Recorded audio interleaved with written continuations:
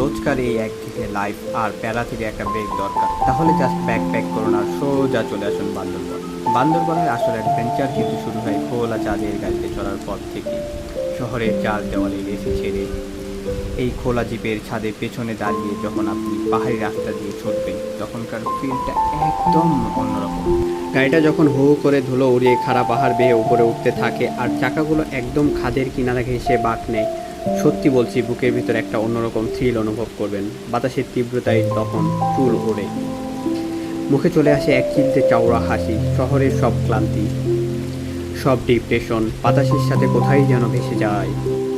একটু চারিদিকে তাকিয়ে দেখুন, চোখের সামনে শুধু সবুজের মহাসমুদ্র। পাহাড়ের ভাঁজে ভাঁজে সাদা মেঘেরা এসে আলতো করে জমা হয়ে থাকে। কখনো কখনো চাঁদের গাড়িটা আস্ত একটা মেঘের ভেলা ভেদ করে কুয়াশার মতো এগিয়ে যাবে, মনে হবে হাত বাড়ালেই বুঝি ছোঁয়া যাবে ওই মেঘদের।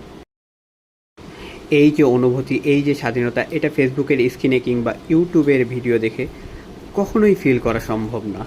এটা সামনাসামনি এসে এক্সপিরিয়েন্স করতে হয়।